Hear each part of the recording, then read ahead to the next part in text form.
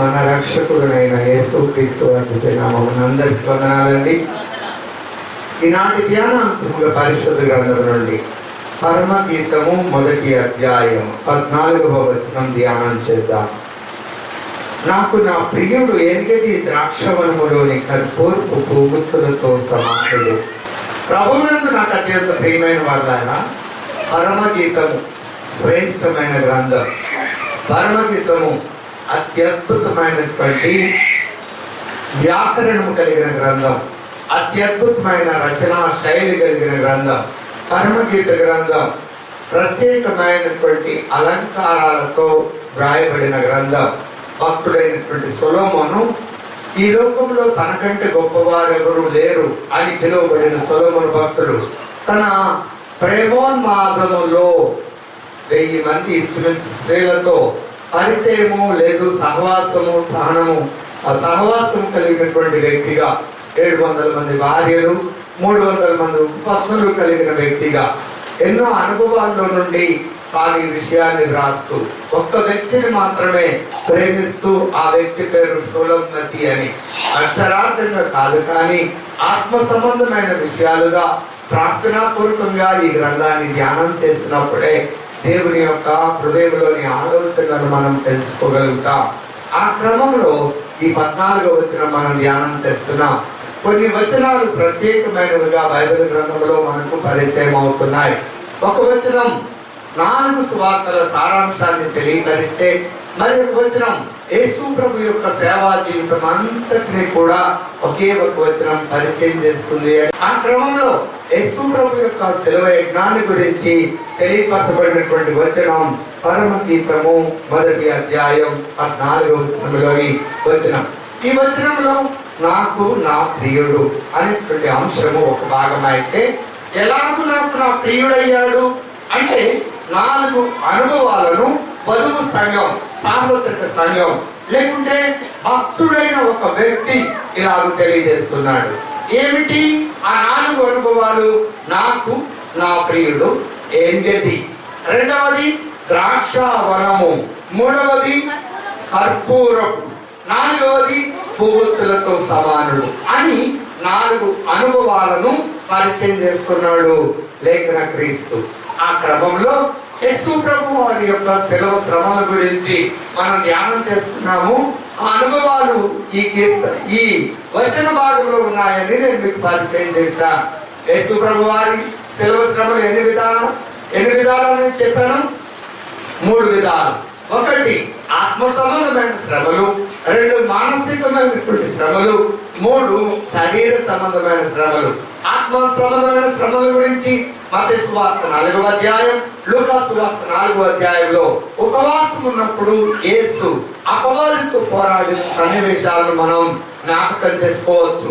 మానసిక సంబంధమైన శ్రమలను చూసినప్పుడు లూకా సువార్త 22, 23 అధ్యాయాలలో శిలువ యజ్ఞం రేపటి దినమనగా తండ్రితో తనకున్న సహవాసం తెగిపోవడాన్ని బట్టి ఆ భయంకరమైనటువంటి వేదనను అతడు ఆరోగ్యంగా ఉన్నప్పుడే అనుభవించినప్పుడు ఆయన శరీరంలోని రక్తము చెమట బిందువు వలె అక్కడ కార్చబడినట్లుగా మనం చూస్తున్నాం. అమానసిక వేదన యొక్క పరాకాష్ఠ రక్తము చెమట బిందువుగా మార్చబడ్డాం. అలాగనే శరీర సంబంధమైన శ్రమలు ఆ గెత్సెమనే తోటలో ఇస్కరియోతు యోధా ముద్దు పెట్టుకున్న తరువాత 605 మంది సైనికుల పటాలంతో రోమా సైనికులు వచ్చి ఆయనను చెరబట్టి ఆయనను మొదటిగా అన్న దగ్గరకు, తర్వాత కైప దగ్గరకు, మరల అన్న దగ్గరకు, తర్వాత యూదులకు చెందిన అధికార మందిరానికి 4 స్థలాలకు తీసుకువెళ్ళి తెల్లవారి 6 గంటల సమయంలో పిలాతు దగ్గరకు తీసుకువెళ్ళారు. ఆ తర్వాత పిలాతు దగ్గరకు తీసుకువెళ్ళారు. ఆ సమయంలో పిలాతు 2 పర్యాయములు, ఆ తర్వాత మళ్ళా యూదుల కోర్టుకు మళ్ళా రావడం, ఈ సన్నివేశాలన్నీ జరిగిన తరువాత ఆయనను శిలువ శ్రమకు అప్పగించడం, కొరడాలతో కొట్టబడ్డం, ముళ్ళ కిరీటం ధరింపజేయడం, ఆ శిలువ యజ్ఞం చేయడం, అదంతా శరీరానికి సంబంధించిన శ్రమగా మనం జ్ఞాపకం చేసుకున్నాం. ఆ క్రమంలో ఈ దినము నాకు నా ప్రియుడు ఏంగది వంటివాడు అని వధువు సంఘం చెప్తోంది. సార్వత్రిక సంఘములోని క్రీస్తు రక్తం చేత కడగబడిన ప్రతి వ్యక్తి కూడా కలిసి సార్వత్రిక సంఘం ఈ పదాన్ని తెలుపుతుంది. లేదు, నీవు ఒక వ్యక్తిగా యేసును ప్రేమించేటువంటి వ్యక్తిగా నీవు చెప్పవచ్చు, నాకు నా ప్రియుడు ఏంగేది వంటి వాడు అని. ఏంగేది అంటే అర్థం ఏమిటి? ఈ దినం మనం ధ్యానం చేయబోతున్నాం. ఈ ఏంగది అనేటువంటి పదం మొట్టమొదటిగా యెహోషువ గ్రంథం 15వ అధ్యాయంలో మనకు కనపడుతుంది. యెహోషువ ఆ వాగ్దాన భూమిని స్వతంత్రించుకున్న తరువాత వాగ్దాన భూమిని పంచిపెట్టే క్రమంలో యూదా గోత్రికులకు పంచిపెట్టిన స్థలంలో ఏంగేది అనే ప్రాంతం ఉన్నది. ఆ ప్రాంతము గురించి ఇప్పుడు నేను మీకు వివరించడం లేదు, కానీ ఆ ప్రాంతంలో జరిగిన ఒక సన్నివేశాన్ని నేను మీకు జ్ఞాపకం చేస్తాను. ఈ మాటలు చెప్పడానికి ముందు ఒక సూచన, ఒక ఆలోచన విధానం నేను మీకు పరిచయం చేస్తాను.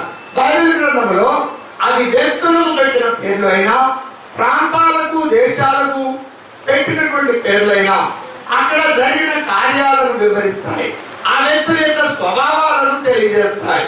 ఆ క్రమంలో ఏంగేది అనేటువంటి స్థలంలో ఏం జరిగింది అంటే, సమూయేలు మొదటి గ్రంథం 24వ అధ్యాయం ప్రారంభ వచనాన్ని మనం చూస్తే, దావీదు ఏంగేది అరణ్యమందు ఉన్నాడు అని. ఇక్కడ సన్నివేశం ఏమిటి అంటే, ఇశ్రాయేలుకు మొట్టమొదటి రాజుగా సౌలును అభిషేకించాడు సమూయేలు భక్తుడు. ఆ తదుపరి ఇశ్రాయేలు యొక్క రాజ్యాధికారం నుండి సౌలును తప్పించాలని దేవుడు నిశ్చయించుకున్నాడు. కారణం ఏమిటి అంటే, దేవుడు సమూలంగా నాశనం చేయమని చెప్పిన అమాలేకీయులను సమూలంగా నాశనం చేయలేదు. వారి ప్రజలను నాశనం చేశాడు కానీ రాజును బ్రతకనిచ్చాడు. నీచ పశువులను నాశనం చేశాడు కానీ బలిష్టమైన పశువులను నాశనం చేయలేదు. దేవుడి ఉగ్రతకు తావిచ్చాడు కనుక సౌలును విడిచిపెట్టాడు దేవుడు. కనుక ఆ తదుపరి అతని స్థానంలో మరొక వ్యక్తిని రాజుగా ఎన్నిక చేసుకోవడానికి యెష్షయి కుమారులో 8వ దావీదు సమూయేలు చేత అభిషేకించబడ్డాడు. అభిషేకించబడిన తరువాత సౌలులోని దురాత్మను పోగొట్టాడు, గొలియాతును జయించాడు, ఫిలిస్తీన్ల దేశాలను జయిస్తూ వస్తున్నాడు సౌలు యుద్ధానుమతితో. ఆ క్రమంలో ఇశ్రాయేలీ ప్రజలు దావీదుకు 10,000 సౌలుకు 1,000 అని స్తోత్రగానం చేసినప్పుడు అతని హృదయం, సౌలు హృదయం ఈర్ష్యతో నింపబడింది.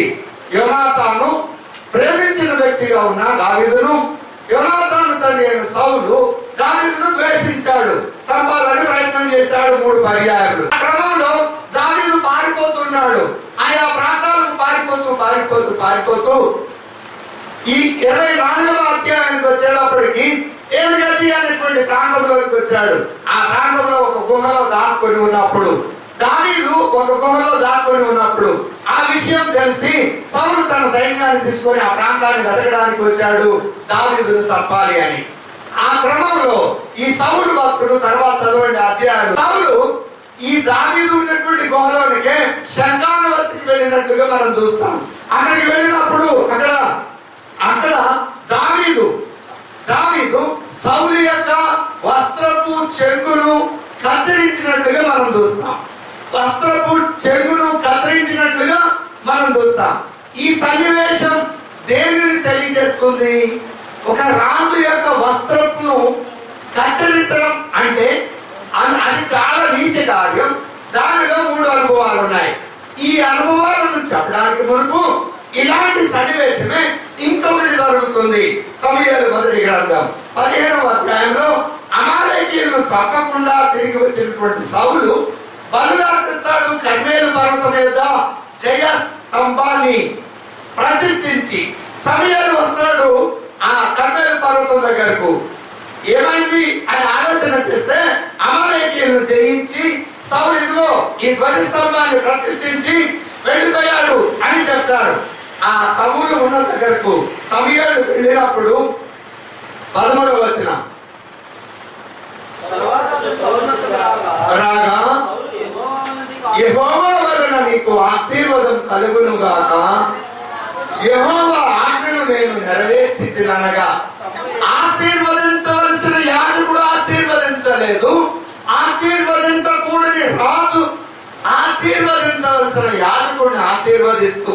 చూడండి, దేవుని ప్రణాళికలో నుండి వ్యక్తులు తొలగిపోతే ఎలా ప్రవర్తిస్తారో సౌలు యొక్క ఉదంతం మనకు నేర్పిస్తుంది.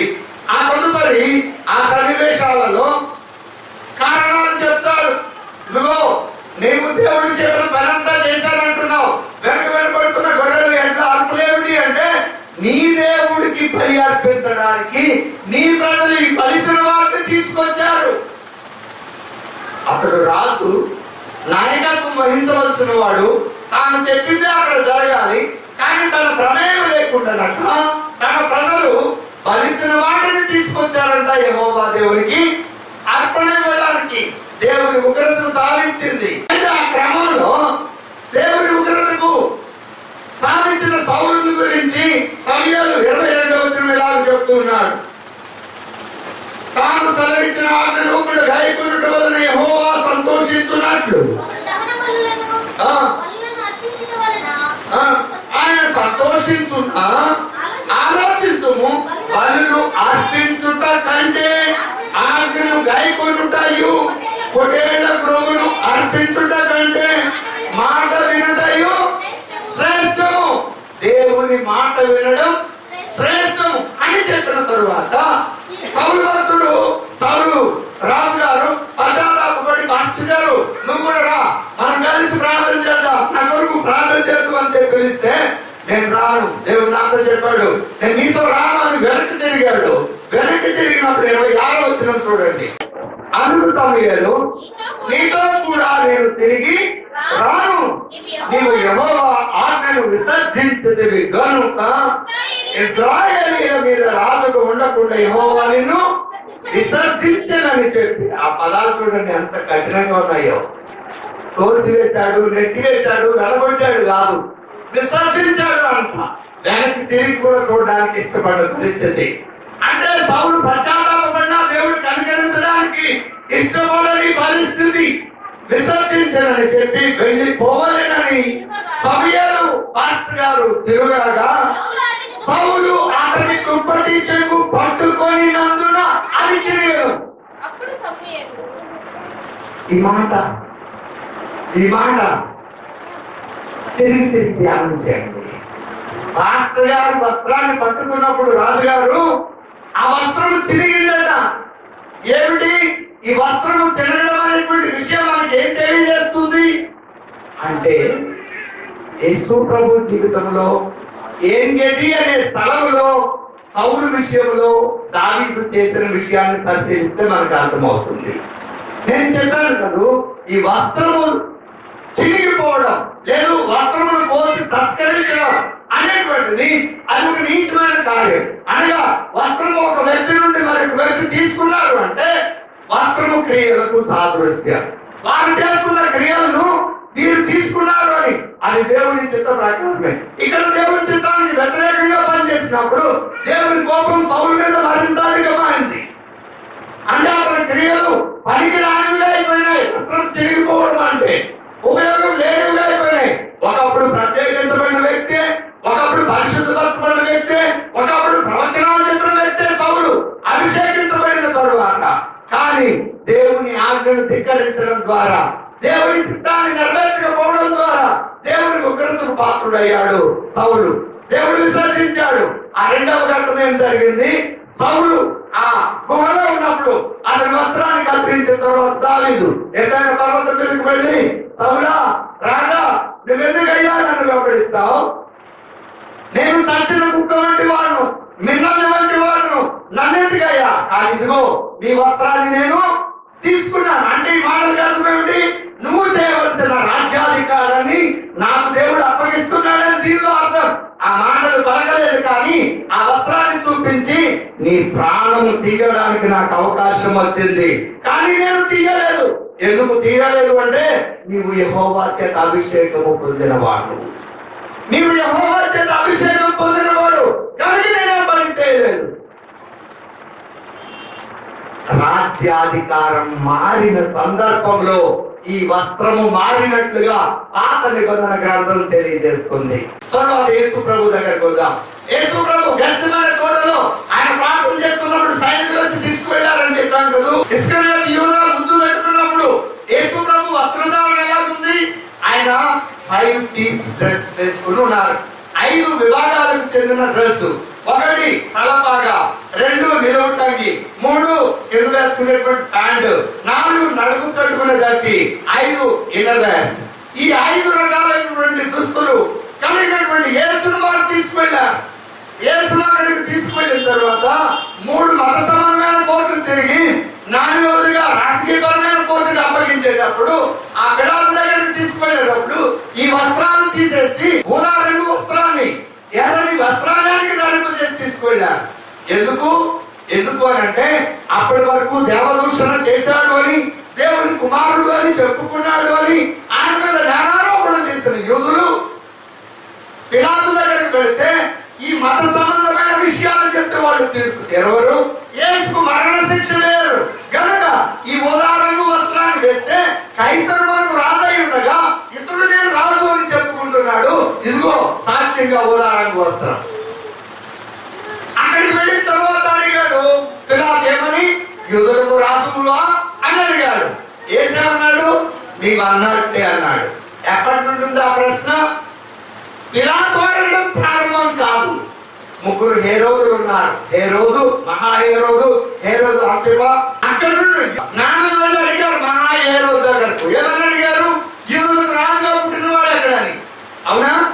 అప్పుడు వెంటనే ఆ సమాజంలోని శాస్త్రులను పరిశీలన వారు తెలిసి ఏమని అడిగాడు? క్రీస్తు ఎక్కడ పుట్టినని లేఖనములు తెలియజేయుచున్నవి. మత్తయి సువార్త 2వ అధ్యాయంలో మనం ఆ సన్నివేశాన్ని చూస్తాం. అంటే యూదుల రాజు అనేటువంటి మాట యేసు ప్రభువుని గురించి ఎప్పటి నుండి ఉంది? ఆయన భూమి మీద జన్మించక ముందు నుండే ఆయనను యూదుల రాజుగా పిలిచారు. ఆ క్రమంలో పిలాతు దగ్గరకు వెళ్ళినప్పుడు పిలాతు అడుగుతున్నాడు, నువ్వు యూదులకు రాజువా అంటే నీవన్నట్టే అన్నాడు ఈయన. అప్పుడు ఏ వస్త్రాన్ని ధరించుకొని ఉన్నాడు? ఊదా రంగు వస్త్రాన్ని. ఊదా రంగు వస్త్రం అక్షరార్థమైన రాచరికానికి సూచన. ఆ క్రమంలో ఆయన తీర్పు తీర్చబడ్డాడు అన్యాయంగా, కొరడాలతో కొట్టబడ్డాడు, కిరీటం పెట్టబడింది, సెలవును మోసుకెళ్ళాడు. ఆకాశానికి భూమికి మధ్య సెలవు మీద 3 రేకుల మధ్య ఆయన పంచగాయాలతో ఆ సెలవు మీద వేలాడాడు. ఆ సమయంలో ఆయన పైన ఉన్నటువంటి ఊదా రంగు వస్త్రాన్ని తీసుకొని అక్కడ ఉన్న సైనికులు చీట్లు వేసుకొని పంచుకున్నారు. జ్ఞాపకమా? చీట్లు వేసుకొని పంచుకున్నారు. అంటే ఈ విషయం దేని తెలియజేస్తుంది?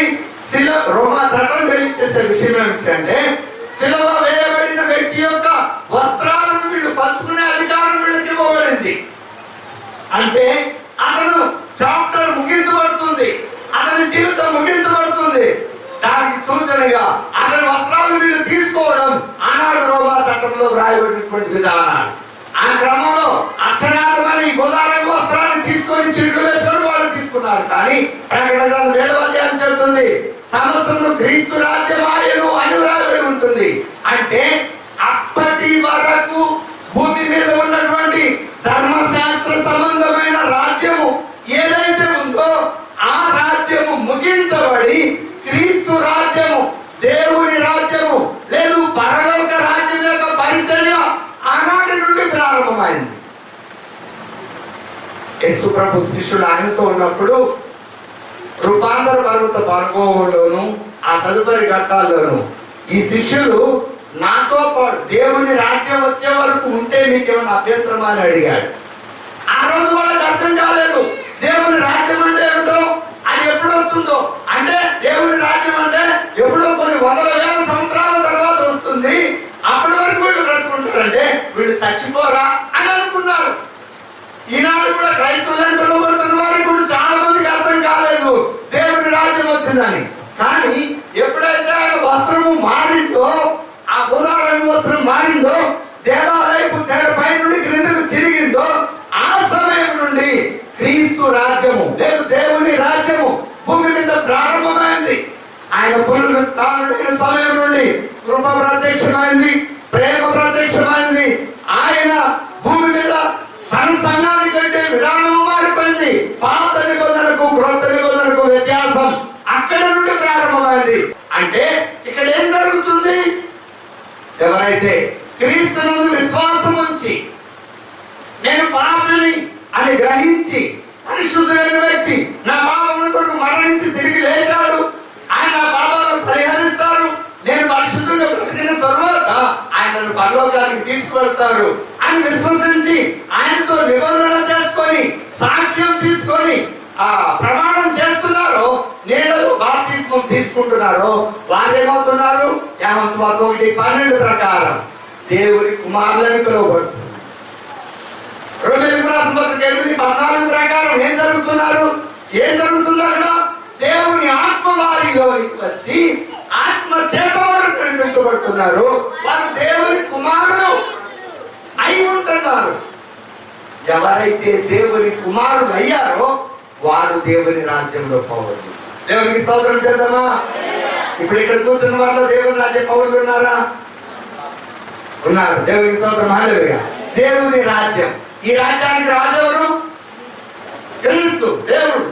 ఆయన రాజ్యంలో మనం పౌరులమైతే మనం ఆ రాజ్యానికి వారసులం. ఆయన రాజ్యం ఎక్కడ ఉంది? ఇప్పుడు భూమి మీద ఉంది. క్రీస్తు రక్తము చేత కడగబడిన వ్యక్తుల సమూహము, పౌరుల సమూహము దేవుని రాజ్యం.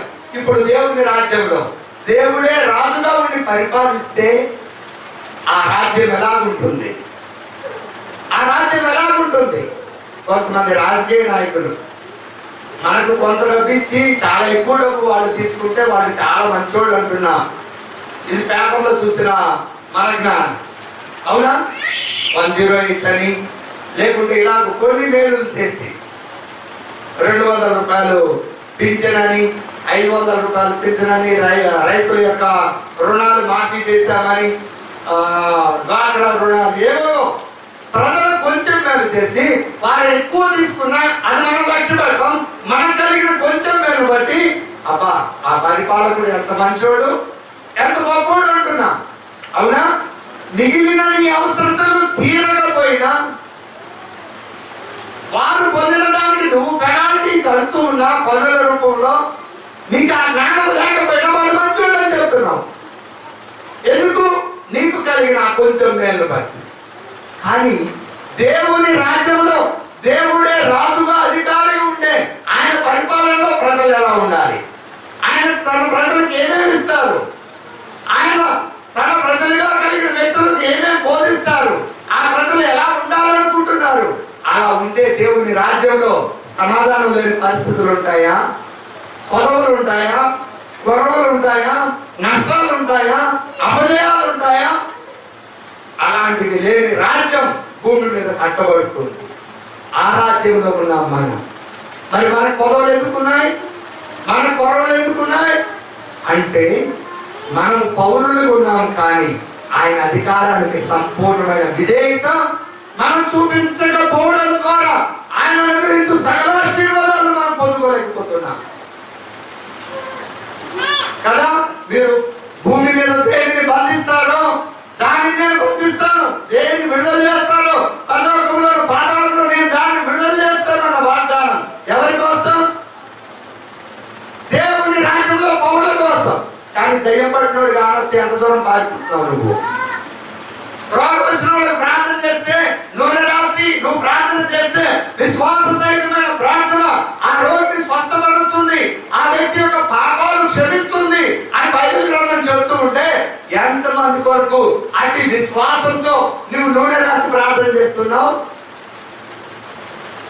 అధికారాన్ని నువ్వు స్వతంత్రించుకోవడంగా దేవుని కుమారుడు అని పేరు నీకుంది, కానీ ఎదిగిన వ్యక్తిగా ఆ రాజ్యం లోను అనుభవించవలసిన హక్కును, అధికారాన్ని నువ్వు అనుభవించడం లేదు.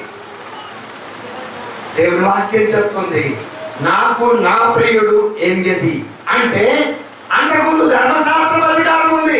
పాస్టర్ గారి దగ్గరికి వెళ్ళి నీ పాపం కొరకు పాస్టర్ గారు ప్రార్థన చేయమని అడగాలి, నీ మేలు కొరకు పాస్టర్ గారు ప్రార్థన చేయమని అడగాలి. అది ఎంగది అనుభవం కాదు, అది ధర్మశాస్త్రపు అనుభవం. ఆ అనుభవం నుండి నువ్వు క్రీస్తు అధికారం క్రిందకు వచ్చావు, అధికారం మార్చబడింది. నాకు నా ప్రియుడు ఏంటది అని నువ్వు చెప్పావు అంటే ఆ రాజ్యంలోని అధికారాలను నువ్వు స్వతంత్రించుకునే వ్యక్తిగా ఉన్నప్పుడే నీకు నీ ప్రియుడు ఏంటది అవుతాడు, నాకు నా ప్రియుడు ఏంటది అవుతాడు, సార్వత్రిక సంఘానికి ప్రియుడు ఏంటది అవుతాడు. ఏంటది వ్యక్తిగతంగా నీ జీవితంలోకి వస్తే నువ్వు యేసును రక్షకుడుగా అంగీకరించక మునుపు నువ్వు బలహీనమైన వ్యక్తివేమో. ఆత్మీయ స్థితిలోను భౌతిక స్థితిలోను ఆర్థికంగాను ఆత్మీయంగాను నువ్వు బలహీనమైన స్థితివేమో. ఎందుకంటే నువ్వు సాతాను పరిపాలనలో ఉన్నావు, అపవాది నీ మీద రాజ్యం వెళ్తుంది. కనుక నీకు మనశ్శాంతి లేక, నెమ్మది లేక, సమాధానం లేక ఉపయోగం ఉన్నావేమో. ఈ దినము నీవు ఇలాగ పలకగలిగితే, నాకు నా ప్రియుడు ఏం గది అని నువ్వు పలకగలిగితే, ఆ అధికారం, అపవాది అధికారం క్రింద ఉన్నటువంటి నీ సంతోషము, అపవాది అధికారం క్రింద ఉన్నటువంటి నీ ఆనందము, పరలోక రాజ్య పౌరులు అనుభవించవలసిన సార్వభౌమాధికారం ఈ దినం ఆ వస్త్రం అపవాది చేతిలో ఉండి నీ చేతిలో వస్తుంది. దేవునికి స్తోత్రం చేద్దామా? నాకు నా ప్రియుడు అనేది సార్వత్రిక సంఘం చెప్తుంది. విశ్వాసమైన నీవు చెప్పగలిగిన స్థితిలో ఉన్నావా? అనుభవించాలండి వాక్యాన్ని. వాక్యాన్ని అనుభవించినప్పుడే అధికారాన్ని మనం అనుభవించగలుగుతాం. మీ ఇంటిలో వ్యాధిగ్రస్తులైన వ్యక్తులు ఉన్నారు, లేదు మీ ఇంట్లో అందరూ ఆరోగ్యంగా ఉన్నారు, ప్రక్కని వీధిలో ఎవరు అనారోగ్యంగా ఉన్నారో చూడండి. వాళ్ళ దగ్గరికి వెళ్ళి నూనె రాసి ప్రార్థన చేస్తూ, నాకు నా ప్రియుడు ఏం గది. ఒకప్పుడు నేను ప్రార్థన చేస్తే రోగాలు పోవు, కానీ నాకు నా ప్రియుడు ఏం గది అయినటువంటి వ్యక్తి నాకు అధికారాన్ని ఇచ్చాడు, ఆయన నామము పేరిట నేను ప్రార్థన చేస్తున్నాను, ఈ వ్యాధి నుండి విడుదల కలుగులుగా. కానీ పలకండి. జరుగుతుందా? జరగదా? కానీ జరుగుతుంది, కానీ మనం చేయాలి. చేస్తున్నామా? ఇంట్లో కూర్చొని చేస్తున్నాం. ప్రభువా పలానా వాళ్ళకి బాగలేదయ్యా, నువ్వు స్వస్థపరుచయ్యా, పలానా వాళ్ళకి బాగలేదయ్యా, నువ్వు స్వస్థపరుచని చేస్తున్నావు. అట్లా చేయమన్నాడు. నేను ఎట్లా చేయమన్నాడు? వాక్యాన్ని విభజించడం మనం నేర్చుకోవాలి. వ్యాధిగ్రస్తుడైన వ్యక్తి ఉంటే ఆ వ్యక్తి దగ్గరికి వెళ్ళి నూనె రాసి ప్రార్థన చేయమన్నాడు. ఇంట్లో కూర్చొని రోగం బాగు చేయాలంటే అది కాదు. మరి ఆత్మీయ స్థితి గురించి నువ్వు వ్యక్తిగతంగా ప్రార్థన చేయాలి, అక్షరార్థమైన రోగం గురించి కాదు. ఏ ప్రార్థన ఎప్పుడు ఎక్కడ ఎలా చేయాలో మనకు తెలిసి ఉండాలి. ఏ మాట ఎక్కడ ఎలా పలకాలో మనకు తెలిసి ఉండాలి. వాక్యాన్ని విభజించడం మనకు తెలిసి ఉండాలి. మోషేనేమో ఎర్ర సముద్రం ముందు ప్రార్థన చేయొద్దు అంటాడు, హిజ్కియానేమో ప్రార్థన చేయమంటాడు అశ్షూరీయులు చుట్టుముట్టినప్పుడు. ఎందుకట్లా? దేవుడు ఒక్కడే, ఆయన పద్ధతులే మారవు, కానీ పని విధానం మాత్రం వేడుకుంటుంది.